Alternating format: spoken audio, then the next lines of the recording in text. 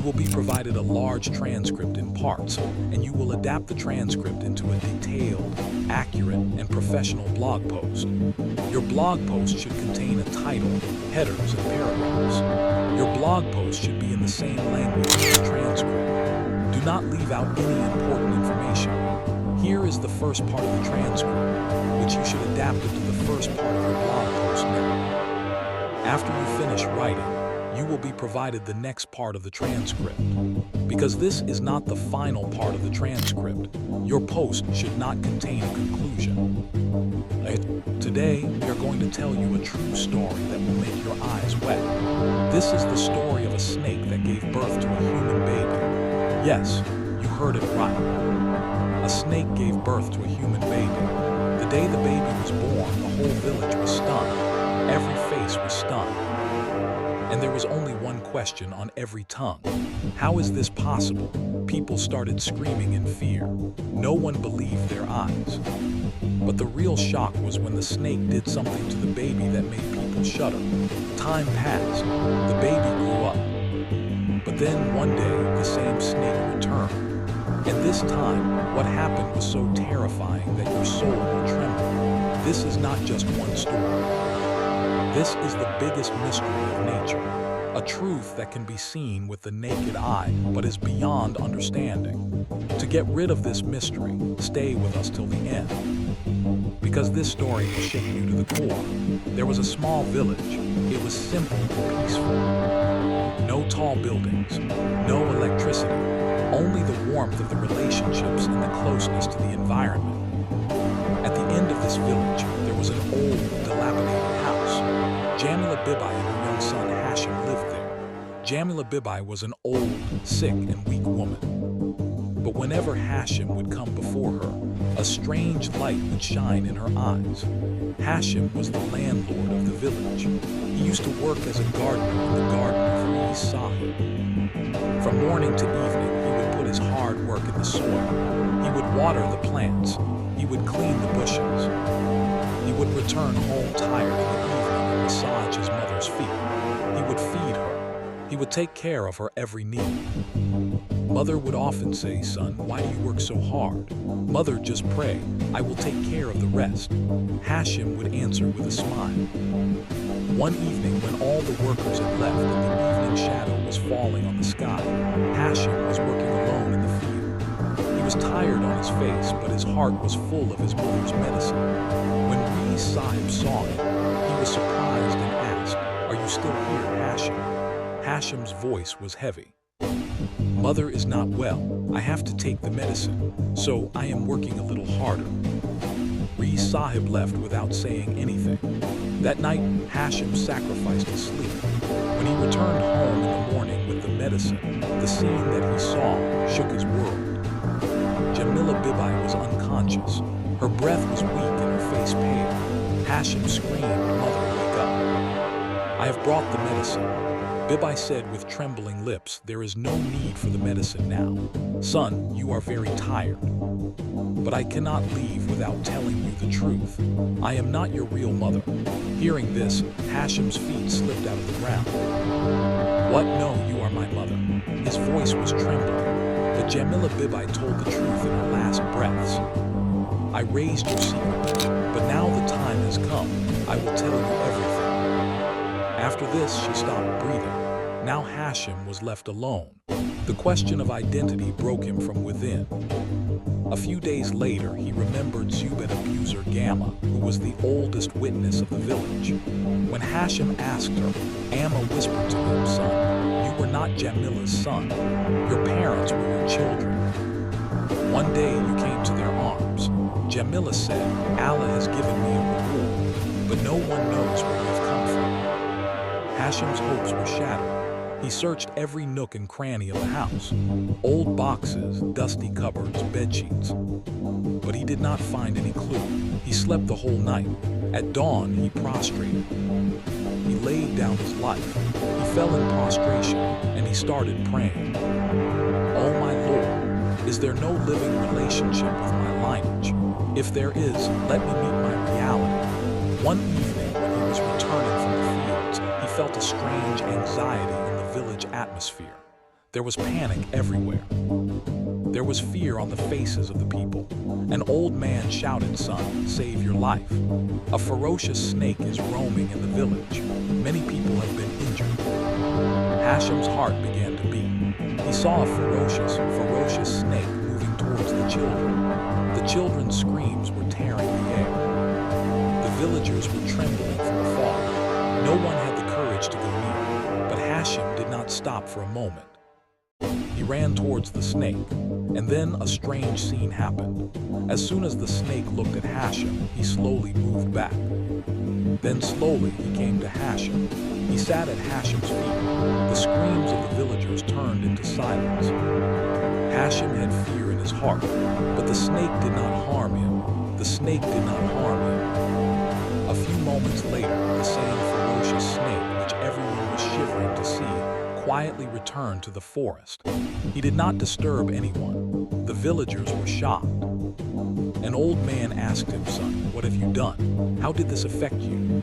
Hashem replied in a gentle tone, "I just wanted to save these children. I don't understand how this happened." Then he asked, "Does anyone of you know who I am? Who are my real parents?"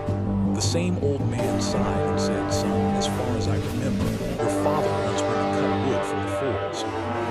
When he returned, he brought you with him, holding you in his arms. But who was your mother?" This question was still unresolved. It is still unresolved. Hashem's restlessness had now become his intention. He decided, "Now I will go to the forest from where my story began." The next morning, without telling anyone, he set out on his journey.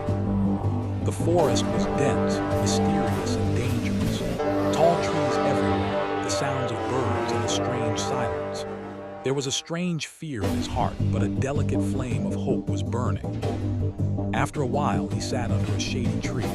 A light tiredness settled in the cool air. Then he heard a spiritual voice from a distance. It was so pure, so touching, that his soul trembled. Hashem was shocked to hear the recitation of the Quran in this desolate forest. He increased his volume and reached near a rock, where an old man was sitting alone in a white attire. The Quran was open in front of him and he was busy reciting it. Hashem approached him. The old man raised his head and asked, "Son, who are you? What are you doing alone in this desolate forest?" Hashem's eyes sparkled. "Baba, I am looking for my mother, the mother who gave birth to me, but then left me for some reason." Hashem told the story to the old man. He listened quietly and said, "Son, I understand everything. I know your father. I have seen him crying under this tree." The old man said, "Your father had no children. One day he came to this forest, cried and prayed to God. I told him, there is a very old well in a corner of this forest. Its water is pure. Whoever drinks it, his prayer is accepted." He went to the well, drank the water, and then a black, very scary snake appeared before him. He was scared. He was about to run away when the snake called out in a human voice, "O good man, stop. I will not harm you." The snake said in a broken, hoarse voice, "I am in great pain right now. My wounds are hurting my body. I am pregnant and cannot take care of my child in this condition. I have a request. When my child is born, take good care of him like a father." Hearing this, the color of your father's face changed. His heart began to tremble. "I am a human being and he is a snake. If I take care of his child, what will people say? The villagers will think I am crazy." But there was no time to think. The snake was in pain. And then, after a few moments, the strangest miracle of nature appeared. The mother snake gave birth to a human child. Yes, a child with a human face. He was lying next to the snake. He was crying with innocence. Your father's eyes were wide open. The snake said in a loud voice, "Take him with you. Raise him as if he is your son. And one more thing, when you and your wife are on the verge of death, tell her the truth that her mother was a snake." Saying this, the snake jumped into the well from where it all began, and then it disappeared. Your father picked up the child like a little angel, wrapped him in a blanket, and brought him home like his hut, where there was no wealth, but there was no lack of love in the hearts. When When Jamila Bibi saw the child, her eyes were filled with silent tears. Your father told her the whole story. Jamila Bibi embraced the child and said in tears, "This child is mine. It is a gift from my Lord." Where did it come from? How did it come? What difference does it make? Now it is our treasure. She decided that this secret would always be buried in her heart. She nurtured the child with her blood, sweat, and tears, even though the villagers were against her. The old man looked into Hashim's eyes and said, "Son, the time has come for you to face your reality. Your mother was not an ordinary woman. In fact, she was a serpent." Hashim's face turned red. "Baba, what are you saying? Am I not a human being? Am I not a serpent?" The old man smiled and said, "Son, everything is possible in this world. Your mother may not be an ordinary woman. She may have a different form. She may have the ability to take the form of a human being. She may have married a human being, and you are a sign of that love." He said to Narmi, "If you want to reach the depth of your being, then return to the well where this story began." Tears flowed from Hashim's eyes. He stood up. In search of the truth, he went towards the well. The path was not easy. Thorns pierced his feet. The bushes hurt his body. Hashim's courage did not waver. Only a voice echoed in his heart. "My mother, why? Why were you a serpent? And where are you now?" As he walked, his feet stumbled into a puddle. He screamed, "Is there anyone? Someone save me." He kept stumbling. Only his face remained outside. "Oh God," he looked helplessly at the sky. "Will I be buried in this?" Here is the final part of the transcript, which you should use to finish writing your detailed, accurate, and professional blog post. You should continue where you left off. Your blog post should use headers and paragraphs. Your blog post should be in the same language as the transcript. Do not leave out any important information. Use the final part of the transcript to write the final part of your blog post now. Soil without knowing my mother's truth. Then a white pigeon came down from the sky. It had a strong rope in its beak, which was tied to a tree far away. It took the rope and walked towards Hashim. Hashim held the rope with his trembling hands. He used all his strength to pull himself out of the puddle. As soon as he fell to the ground, he looked at the sky and said, "Oh God, thank you so much. You heard me." He stroked the delicate feathers of the pigeon and said, "You have come to me as an angel. From today, you are my companion." Hashim saw an old well at a distance.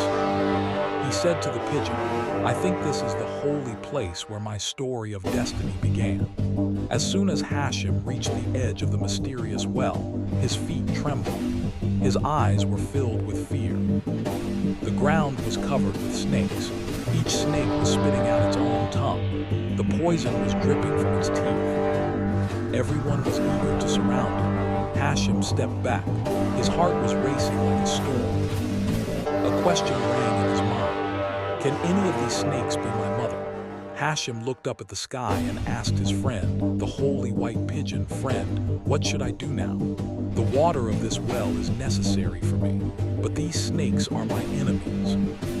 The pigeon fluttered and flew high in the air. It hung its soft but strong beak in the well and tried to catch the old wooden drum. The snakes got even more scared. Their fangs spread.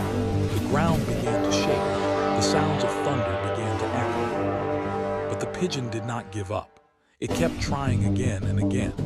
And finally, it shook the drum so much that the holy water of the well was collected in it. In the name of God, Hashim drank the holy water and fell in prostration and thanked God. With the sound of the pigeon's wings, Hashim looked towards the well again. He found that all the snakes had disappeared. Then a shadow came out of the well, a heavy-headed snake. It had a strange look in its eyes. "My child," I heard a soft voice. "Finally, you came back to me." Hashim's hand stood up. He went near the snake with trembling feet. "Mother, if you are my mother, then tell me how I was born with a human body from your womb. And then why did you hand me over to others?" The snake had a sparkle in its eyes, but a 1,000-year-old pain in its voice. "Son, listen. I am actually a human being. I am neither a serpent nor a mother snake. I was a queen of a kingdom, a lover of a king, and you were a rare gift of that love." Hashem was amazed. "Mother, am I really an heir to a crown and a throne? A prince, a snake, or a queen?" He took a deep breath. "I did not leave you because there was a lack of love, but because the circumstances, conspiracy, and cruel time had compelled me. It was a long time ago. In a vast kingdom, there was a kind-hearted, merciful king. His wife Malika was such that people called her the Queen of Hearts. They raised orphans and poor people. They stood by every enemy. But there was a lack of children in their lives. Years passed. Every prayer, every medicine was tested. But there was no success. Time and politics played a part. Ministers and courtiers asked the king to remarry Malika so that she could have an heir. Malika was heartbroken, but she remained silent. The king remarried. Within a few days, Malika's health began to deteriorate. The maid rushed to call the doctor, but the mother of the second wife was already at the door. She came in, saw Malika's pulse, and was shocked. "Malika, you are pregnant." Hearing this, the second wife and her mother were shocked. The old mother told her daughter, "If this child is born, the king will return to Malika. We must do something immediately." The woman went to a magician. The magician gave her a black bag and said, "Mix this powder in water and give it to her. She will turn into an animal. Or she will have such a face that the king himself will kill her, or at least throw her out of the palace." That cunning woman, a symbol of cunning and jealousy, when she returned to the palace, as soon as she got a chance, she mixed that black, poisonous bag in a bowl and gave it to Malika. Malika, who was sleeping, dreamt of becoming a mother. After a while, when the maids entered the room, she screamed, "Oh God!" A terrible snake was crawling on Malika's bed. It was long, heavy, and had teeth. Her eyes were filled with pain and shock. Malika was no longer human. She had turned into a snake. Malika cried. Her tongue could hardly utter human words. "Oh God, I have done no harm to anyone. I was a mother. I was a human being. How did I turn into a snake?" When she came out of her room, the entire palace stopped. Soldiers, maids, ministers, the king, everyone was shocked to see her face. The king did not understand. He ordered her in a state of anger and terror. "Kill this terrifying woman," and he himself fired the arrow. The arrow pierced her soft body. Malika, now a snake, fell down in agony. She could not utter a word in a human voice. The soldiers picked up the wounded snake and threw it into the forest. No one knew that it was Malika, who was once called the Queen of the Kingdom. In the forest, under the shade of a tree, a saint worshipped. He saw the wounded snake. His eyes were filled with human pain, and without fear, he bandaged it. Within a few days, it healed. The body was of a snake, but the heart was still of a mother. Malika told her son Hashem everything, how she was betrayed and thrown out of the palace, how her body was transformed, and how her son, who grew up in her womb, was her last hope. Hashem's eyes were filled with fire. "Mother, is there no cure for this magic?" Then the saint came to her and said, "Yes, son, if you kill that cruel magician, your mother's true form will return. But remember, only a son can do this."